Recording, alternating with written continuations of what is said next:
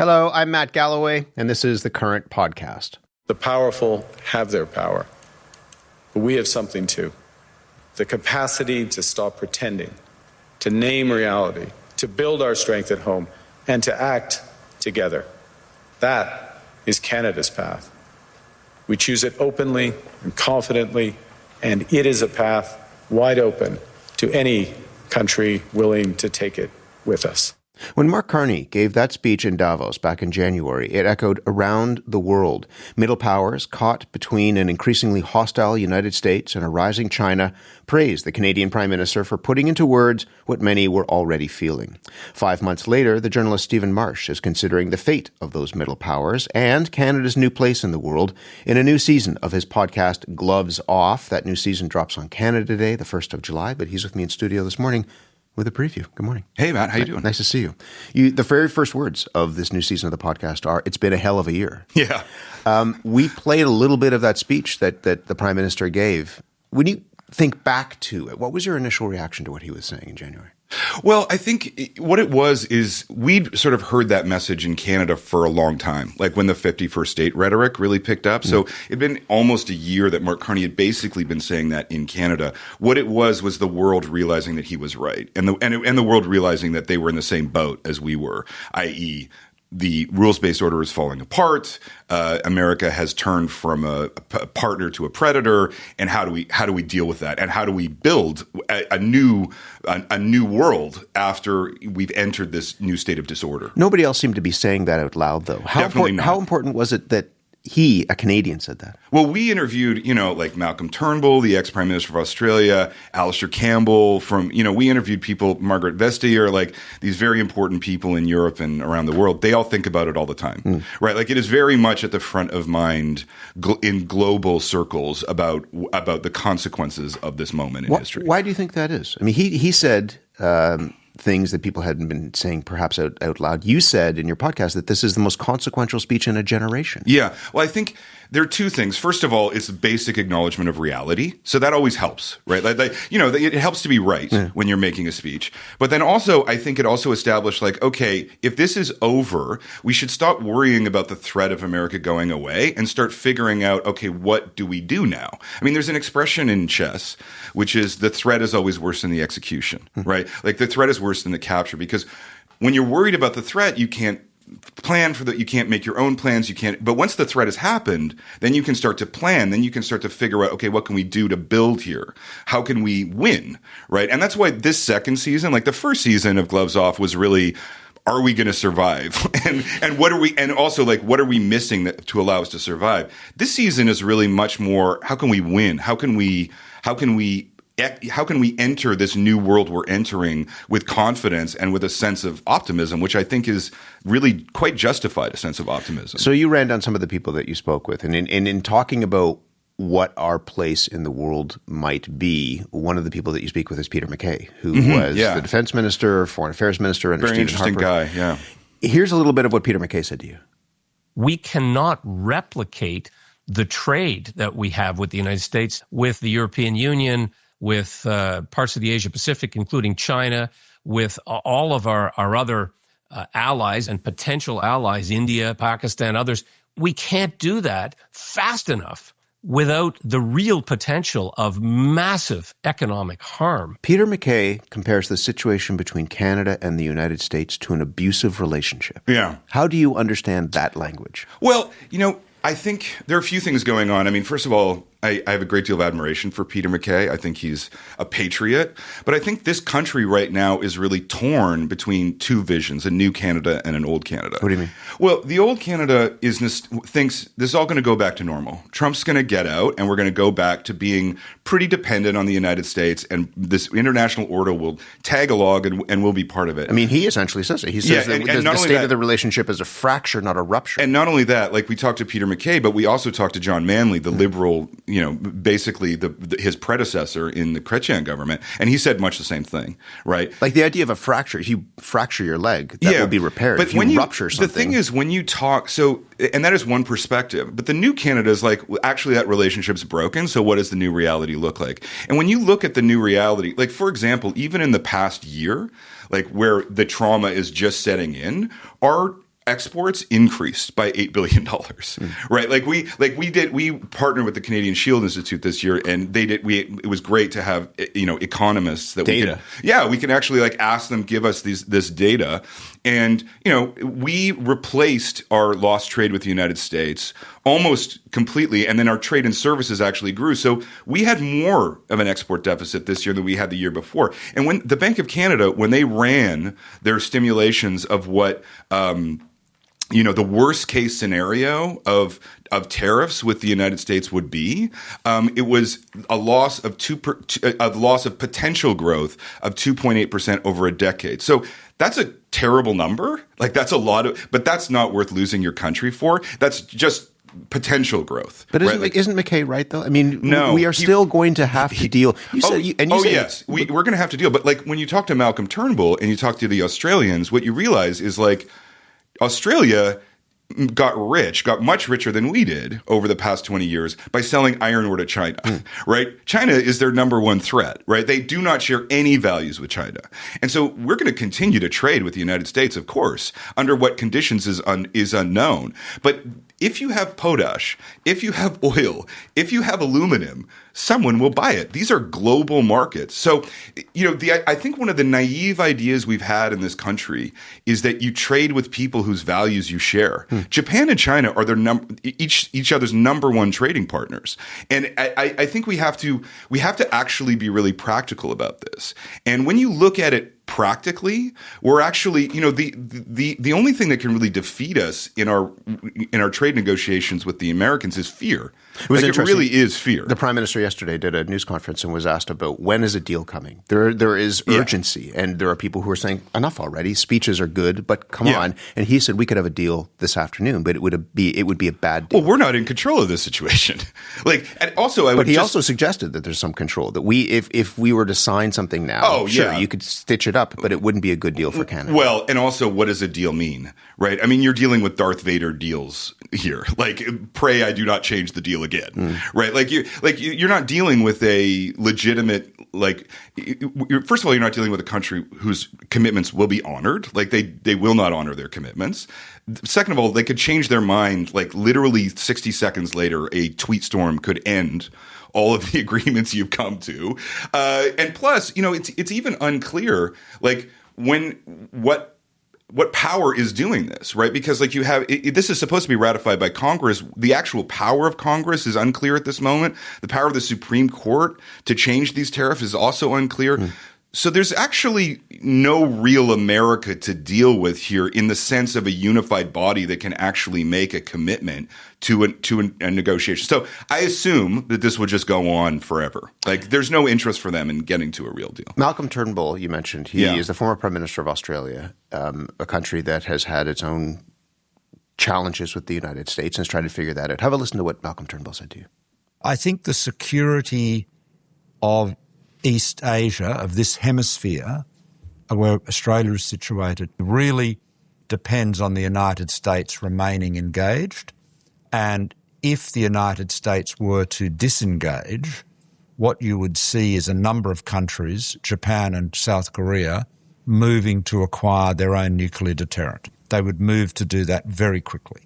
That makes for a more unstable environment. Unstable environment is one way of putting it. Well, obviously we're entering a period of chaos here, right? And in that chaos, you're going to, if I were Japan, I'd be thinking about a nuclear bomb right now, right? I don't think they really have a choice, right? So we're entering a period. They don't have a choice. Well, I don't think they have certainly any other security guarantee. That is the ultimate security guarantee, and it's why would you not do that when the other choices are, to spend huge amounts of your GDP in a situation where you have a declining population to protect yourself. I think all countries will start making much more individualistic choices, and that of course goes incredibly for Canada. I think what's interesting in listening to this is that you came at listening to the first episode and how you react to Malcolm Turnbull is that you seem a bit more optimistic coming out of it. I know it's been a while since I've been optimistic about anything, but I do think there are certain things that are happening now that are clarifying about where things are going. One of them is that the age of empires is over, right? The capacity of these hegemons to actually project power in the world is declining very rapidly, as you can see in Russia. But also America, they can't beat Iran, right? Like they can't. Their capacity to project power gets smaller every week, really. And then also, even being conscious of the realities that we inhabit, which has been forced on us by this change, by this dream, the international liberal order breaking up, which was a way to forget about things. Like once you start to see it clearly, it's actually not impossible to build things. And certainly Canada is fully capable of rising to this moment. Like, we have all the resources. We have a massively educated population. I don't think we really talk about that enough. Over 70% of women in this country have a tertiary education. It's a crazy number globally, right? Like, I think we have a lot in our corner. We really do. So what does that mean then if you say that this season is not about whether we're going to survive, but how we will win? Yeah. How do we win in this moment? Well, I think one thing is, first of all, tons of agreements with other countries and building up trade networks with other people and just building up networks generally, which we're superb at. Since Carney's taken office, there's 102 deals. We have this incredible map that's coming out. That's all of the arrangements that Canada has with the rest of the world, with the Interactive, the Shield Institute. It's totally incredible. And when you look at it, it's like, wow, there really is a wide-ranging networks that we can access at any given moment. He called on middle powers to band together. Yes. And what has been pointed out by some people is that when we as a nation were being threatened by the United States and the U.S. president in particular, 51st state and what have you, there weren't a lot of other nations who were standing up for Canada. Do you think there's an opportunity here for those middle powers to follow what the Prime Minister is asking for, to band together in the face of what's happening? Well, that was before Greenland, where we were being threatened, and they were like, and you had the shock of trying to deal with it. The middle powers are banding together. Like, that's underway. Like, when you listen to the episodes on defense or tech, particularly, or influence, like, they are actually coming together to create meaningful connections and meaningful collective strategies. I think there is always a question of whether this is a fantasy because it's never been done before. But there's nothing quite like, I think there is a very clear instinct here that any connection that you make with the American state, and that includes American companies, particularly American tech companies, is a vulnerability, right? And so even that recognition makes it much easier for middle powers to band together. We'll be right back with more of the Current podcast. One of the things you talk about in this new season is we've been musing about digital sovereignty and had people come on talking about digital sovereignty and trying to understand what that actually means right now. Yes, we are a digital colony. That should be that? And so what does that mean? Well, that means, like, for the cold open we have. Oh, I'm using technical talk because you're a radio guy. But the opening interview we have with the in the digital sovereignty is a ICC judge who woke up one morning and realized that her Gmail had been turned off and all of her family photos she couldn't access. And because the U.S. government had declared her persona non grata for prosecuting, it's not persona non grata, there's some other technical term, but it's usually reserved for gangsters and terrorists, right? And she has a CD collection now. Right? Like, she can't access basic things. And if you go, again, the Canadian Shield Institute did this really wonderful thing of, like, in your daily life, how much you're taxed by American tech companies, like buying this coffee, like, going to Italy, like you're about to do. The amount that is required of American tech to do that is pretty astonishing. So is it possible to break from that? Because you open your email, that's part of it. You don't want you might want a CD collection, but you'd like to just open your phone and listen to Apple Music or Spotify. Can you actually break free from that? It's definitely the hardest one, like by far. In Europe, though, they are making pretty decent strides, because the thing that I think is really important to remember about that whole question of the tech stack is that what you don't need to stop using Amazon Web Services. That's the real one. That's like the actual power in this world, right? And the backbone behind websites that everybody uses. Every company, the Europeans are realizing you don't need to stop that. What you just need to do is create an alternative so that it's not monopolistic, right? And when you remove the monopolistic aspect of this, then the power aspect actually decreases quite a bit, right? And so even small movements on that, and of course, AI, the AI that we've done in Canada was a huge leap for us, right? And I also think, very unpopular opinion, but like every data center we build in this country, for us, is an act of digital sovereignty that we should consider very, like, the knee-jerk reaction against this is not helpful to our sovereignty. What are the stakes here? If, as you've argued that the United States is really dangerous now, not because it's strong, but because it's weak. Yeah. And that it could lash out and do things while it's in a weakened position. Yeah. So what does that mean for Canada? What are the stakes here in terms of us seizing this moment and winning in this moment? Well, I think the stakes are chaos, right? Like chaos versus order. And I think we have a very strong tendency to order in this country. Mm-hmm. Like that I think that's not a very controversial position. And, one of the aspects that was not really of the Davos speech that was not really talked about was when he said resiliency is the new efficiency. Right. And this is actually probably the most important stake in the whole thing, which is that we've globalized and we've been eager beavers to globalization. Right. We're pro-immigration. We're pro-free trade. It was the liberals and the conservatives had no political distinction about it at all. Right. Our entire lives. They were both in favor of integration with the United States. And that's come to an end. So the question is, how do we get resiliency for ourselves? And in resiliency, which is, going to be tied very clearly in my mind to an innovation agenda, like tech is the game here. Mm. Like tech is where we are going to preserve our sovereignty and investment in technology and creating an innovation culture. That is going to preserve our sovereignty on every level: economic sovereignty, cognitive sovereignty, physical sovereignty, military sovereignty, right? So, and I think that's actually going to be the challenge for Canada, because we're used to being more samey, and we're used to being more, you're about to talk about excellence culture, right? Mm-hmm. Like we need excellence culture to survive, and particularly in tech, yeah. Right? And so I think that's going to actually be a challenge culturally for us. 2 minutes left. Go back to where you started, which is it's been a hell of a year. Yeah. I ask you this as a journalist, but you're also a novelist. You think about stories. Mm-hmm. How has the story, and this comes up in the first episode, how has the story that we tell about ourselves as a nation changed over this year? Geez, I think that's a very hard question to ask, because we're in such a turbulent moment. I really think the thing that I find interesting is that there's this old Canada and the new Canada that I described at the beginning, but it's not politically defined. Right. In no way would you say that is a conservative position or a liberal position or even a left-right position. We found it in every institution in the country, military, business, all of them. And totally irrelevant who people voted for. It's just, can you bear to actually face the reality?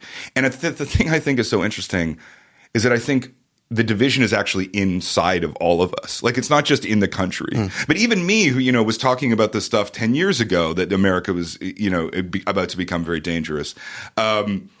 There's still a part of me that thinks they'll all go back to, like, they'll come to their senses and we'll all go back to the way we were. Won't have to worry about and we won't have to worry about, like, and there's some desperate part of me that wants to believe that, even though I know from, interviewing hundreds of people that it's not true. But it feels like the country's different in this moment. Right? Oh, definitely. And it's not just World Cup fever with flags everywhere. The sense is that those flags will stay around. We matter more to global politics today. This was very obvious to me interviewing all these people in London and Australia and everywhere else. We matter more in the world today than we ever have. At least since the 60s, right? At least since, and I think more even than during the peacekeeping period, for sure. We have an active foreign policy, whether we want it or not. We will talk again. Stephen Marche, thank you. Always lovely. Stephen Marche is launching a new season of his podcast, Gloves Off. It'll be available wherever you get your podcasts on Canada Today, the 1st of July. You've been listening to The Current Podcast. My name is Matt Galloway. Thanks for listening. I'll talk to you soon.